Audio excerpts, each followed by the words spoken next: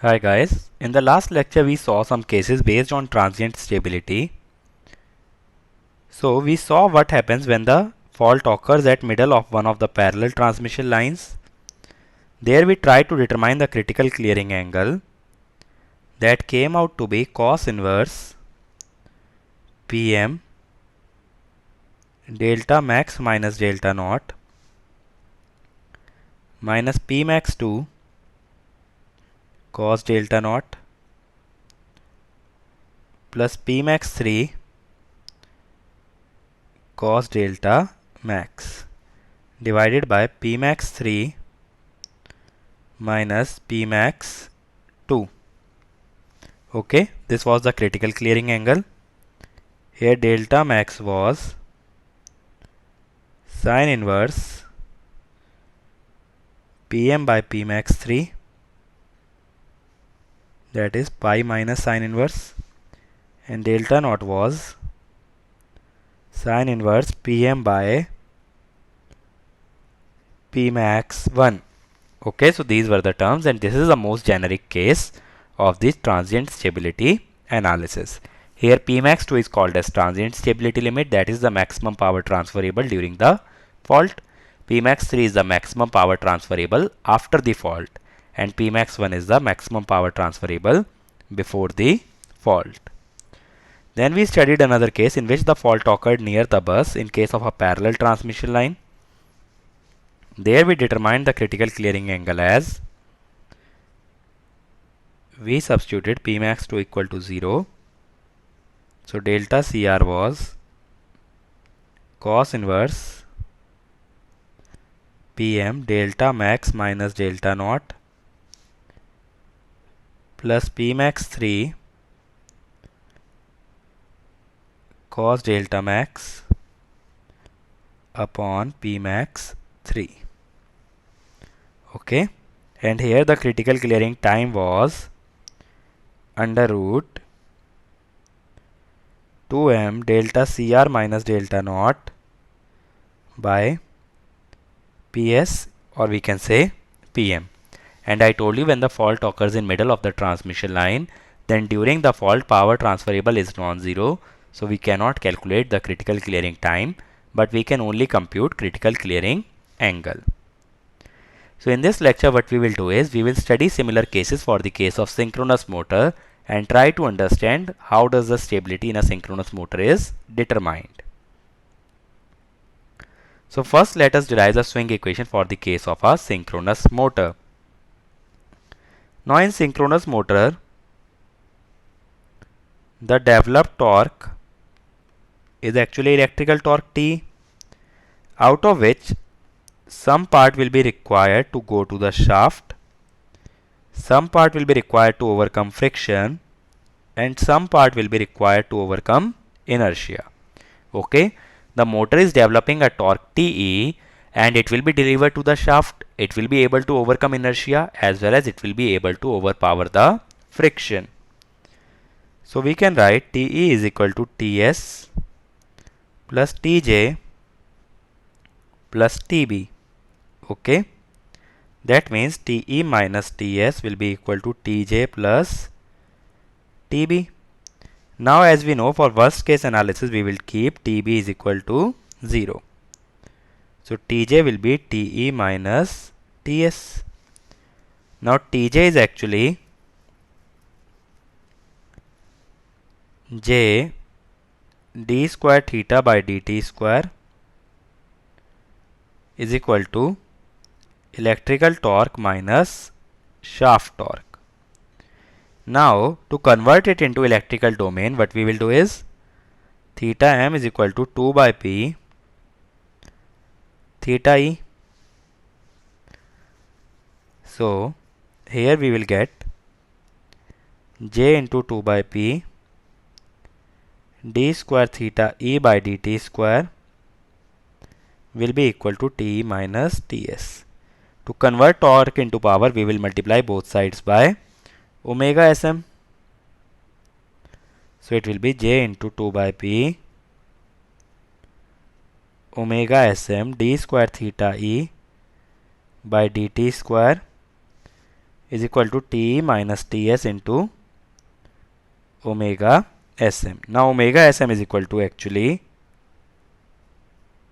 2 by P into omega S. So this equation will come out to be J into 2 by P square omega S d square theta E by dt square is equal to electrical power minus shaft power. This term comes out to be M. So what do I get here is M d square theta E by dt square is equal to P minus Ps. Okay, so this is your swing equation for the case of synchronous motor. But here this swing equation is based in terms of theta. Theta E is the actually the rotor angle from a reference.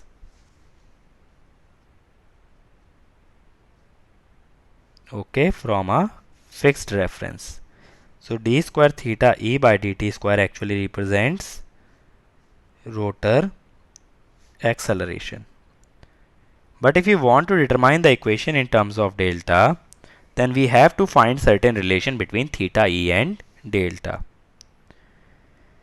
Now if we consider the phasor diagram of a synchronous motor, what happens is this is FF, this is EMF IA, so this will be FAR.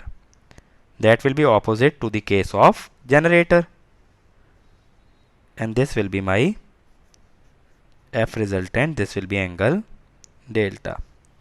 So actually the rotor angle from a reference, will be equal to theta, and the rotor angle from the synchronously rotating axis will be equal to delta.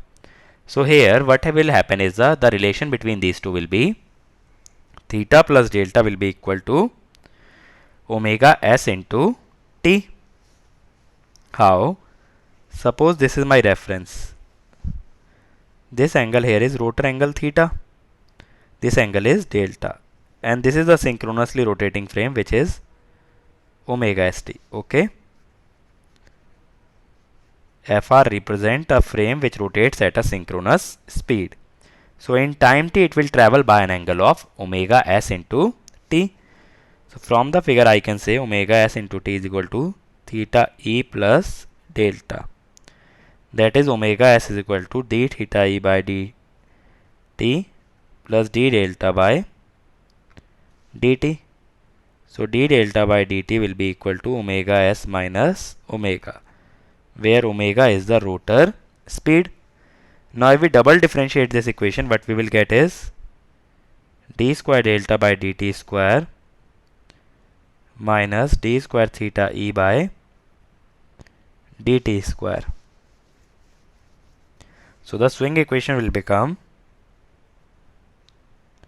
we have to change the sign on RHS, it will become same as that of a synchronous generator. Okay. So remember, the swing equation for generator and the motor remains the same. It is just that in case of generator, acceleration of the rotor is same as d square delta by dt square. But in a motor, acceleration of the rotor is negative of d square delta by dt square. Okay. So directly I cannot call d square delta by dt square as the acceleration of the machine. Okay. We have to take into consideration d square theta by dt square. So whatever derivation or whatever cases we will be considering, I will take the swing equation in terms of theta. So let us consider our first case when the shaft load on the synchronous motor is increased suddenly. The equations that I will use is m d square theta by dt square is equal to P e minus Pm, and omega s is equal to omega plus d delta by dt, that is d delta by dt omega s minus omega. These two equations I will use, first one and the third one. Now suppose in case of a synchronous motor, this is my power angle curve and this is my shaft load.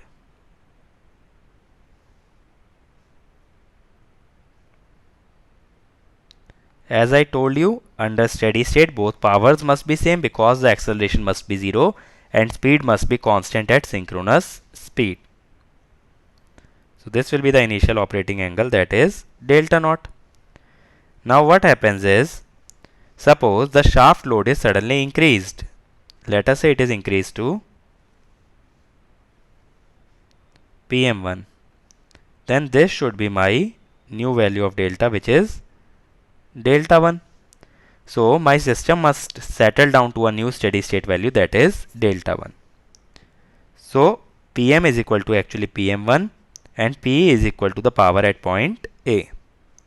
So at A what is happening is, mechanical power which is equal to PM1 is actually greater than electrical power, because electrical power is this much and mechanical power is higher. So from this equation what I can say is, d square theta by dt square is less than 0. Rotor decelerates, and if rotor decelerates then speed becomes less than omega s. So d delta by dt becomes greater than 0. So delta will increase, that is I will start moving from point A towards point B. Okay. So what happens when we go from point A to point B?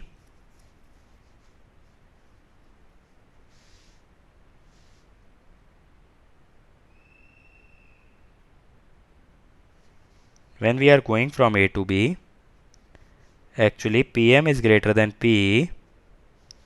So d square theta by dt square will be less than 0. So speed will reduce. Now since it is less than synchronous speed, what will happen? D delta by dt will be greater than 0. Delta will go on increasing. When we reach point B, then what will happen? At B, electrical power and mechanical power are intersecting. So d square theta by dt square will be 0. That is speed will become constant. But since the speed was continuously decreasing from A to B, at point B the speed will definitely be less than synchronous speed. Okay. That means d delta by dt will be greater than 0 and delta will increase. So delta will increase beyond point B. So that's why I will have to move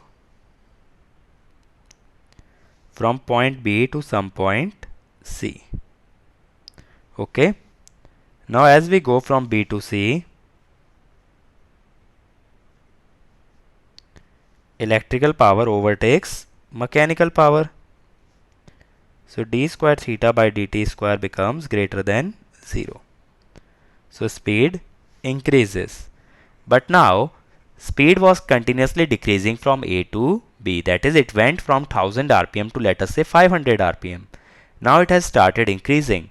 But until it reaches 1000 rpm, speed will be less than omega s. That means d delta by dt will be greater than 0 and delta will go on increasing. But as soon as we reach C, omega becomes equal to omega s. But still PE is greater than PM. So d square theta by dt square will be greater than 0. Omega will increase further. Now if omega increases further, it becomes greater than omega s, due to which d delta by dt becomes less than 0 and delta starts reducing. If delta starts reducing, that means we are coming back from point C to point A. So similar to the case of generator, we will have the oscillations around the new steady state value, that is delta 1. So if system is undamped, it will keep on oscillating between these two values, delta naught and delta 2, before settling down to a point delta 1. So swing of the rotor angle will be taken as delta 2 minus delta 1. Delta naught, and finally it must settle down to a value delta 1. This phenomena in case of motor is known as hunting. Why? Because the rotor is hunting for its new steady state point or new steady state value, that is delta 1. So that is the phenomena of hunting in case of synchronous motor that we have studied in machines as well. Okay. So after point C, you will again consider similar cases that you go from C to B, from B to A, and then at point A. So I would recommend you that you give it a try at your own, so that you are better able to understand how does the rotor angle oscillates under faulty condition or under sudden changes or large disturbances. So this is the stability of the synchronous motor. Now, as we have seen, stability forms a critical criteria, because if stability is lost, then machine loses synchronism, and thus the machines will come to a halt. None of the machines will be able to operate, due to which we have to take care that the machines do not lose synchronism and stability is maintained at all the times. So for every system, one of the targets will be to improve the stability of the system. So now how to improve transient stability? So we know the swing equation is md square delta by dt square. Let us take the case of synchronous generator or alternator, that is equal to Pm minus Pmax sin delta. Now here improving stability implies that we have to reduce the acceleration. Why we should reduce the acceleration? Because that will help us in reducing the swing of the rotor angle and the rotor speed around the steady state value. Okay, so it will lie within a range, it will not go out of bound. Now the first way to reduce acceleration, since we know acceleration is equal to torque by inertia, is by increasing inertia. Okay, so we have to design rotors with large inertia to improve stability. But what is the problem with this step is that since inertia is increasing, machine will take a longer time to start, or the load on the prime mover will be higher. So prime mover will be consuming more power to rotate the rotor at the same speed, because power is actually J into omega, sorry, T into omega. So to rotate a heavier shaft will require more torque, hence more power by the prime mover. So though it is one of the methods to improve stability, but it is not such a solid or a recommended method, as this has certain disadvantages also. Next method is called as flywheel. Now what is flywheel? Flywheel is actually connected at the shaft of a machine. So what happens is it absorbs energy. How it absorbs energy? Because when the shaft will rotate, this flywheel will also rotate. So flywheel will also attain some kinetic energy. So whatever is the energy of oscillation, some part will go to kinetic energy of the flywheel, and energy of oscillations will reduce. If the energy of oscillations reduces, that means the oscillations are lesser dangerous to the system, because in any case to improve the stability we have to reduce the amplitude of oscillations. Okay, so that is other mechanical method. Now let us look at some of the electrical methods to improve stability. First is by introducing damping. How to introduce damping? As we studied in machine, by means of damper winding in salient pole. And in cylindrical rotor, what we do is there are eddy currents induced in the rotor which will themselves provide the damping. So in case of damper winding, how my swing equation will look like? M d omega by dt plus b omega plus, or we will take directly plus b omega will be equal to accelerating power. Okay, so d omega by dt, that is the acceleration, will be equal to pa minus b omega by m. So this term reduces. Since the acceleration reduces, the swing of the speed or the rotor angle around the steady state value will also reduced. Okay. Next method to reduce acceleration is reduce PA. How to reduce PA? It is equal to actually shaft power minus electrical power, And we saw in case of fault, electrical power reduces drastically. That is why PA becomes high. To reduce PA, what we have to do is we have to reduce the shaft input. If we reduce shaft input, then the difference between shaft power and the electrical output will reduce.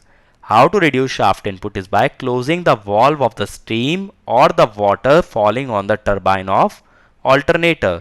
That way we will reduce the shaft input of the machine. The other method of reducing the PA is by increasing electrical output. How to increase electrical output? Electrical output is actually P max sine delta, where P max is equal to mod E mod V by X. So either you increase mod E, that is operate the machine at overexcited condition, or reduce X, that is by larger air gap. If your rotor and stator have larger air gap, then what happens is that due to increase in air gap, inductance will increase, or we will have the lower reactance. Why? Because leakage reactance reduces. See, what actually happens is larger air gap, reluctance is L by mu A. If air gap increases, reluctance will increase, due to which inductance, which is equal to N square by reluctance, will reduce, due to which X is which is equal to omega L will also reduce. So if reactance reduces, P max will go on increasing, due to which electrical power increases. The next method would be by using resistance grounding. As I told you, during neutral grounding, we use resistance grounding for alternators to improve stability. What happens? Suppose in case of unsymmetrical fault, we know that zero sequence current will be non-zero, which will flow through the neutral. We know IN is equal to 3IA0, and IA0 is non-zero for grounded fault. So if you use resistance in the neutral, the power in the resistance is IN square Rn, which is equal to 9 IA naught square into Rn. So now the total electrical output of the machine will become electrical output plus neutral power, due to which electrical output increases, so PA will reduce. Earlier the only electrical power was the one going into the load, but now there are two components of the electrical power output, one going into the neutral resistance, other going into the load. So overall electrical output increases, due to which accelerating power reduces. Okay.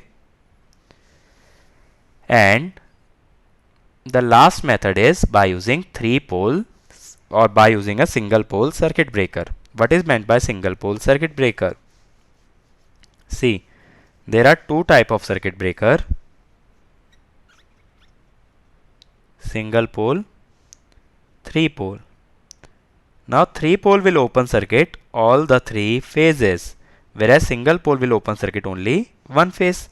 Now if all the three phases are open circuited, then the current does not flow through any phase. So electrical power becomes 0. Now if one phase, let us say A phase, is open circuited, then current IB and IC are not equal to 0. So electrical output is greater than 0. So accelerating power, which is equal to PM minus PE, will reduce, but here accelerating power which will be equal to PM, because PE is 0.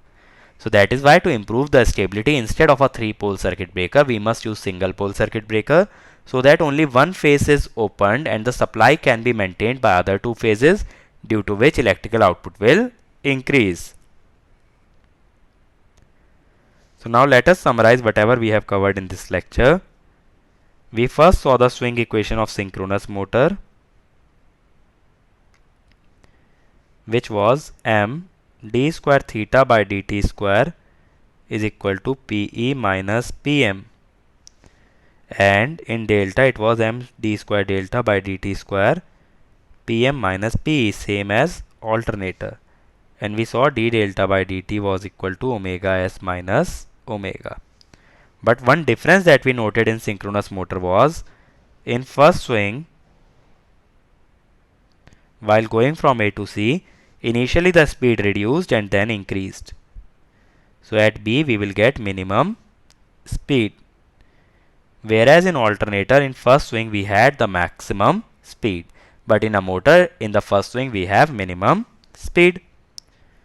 Then we saw what happens in case of hunting, that is increasing the shaft load suddenly on the rotor of a synchronous motor.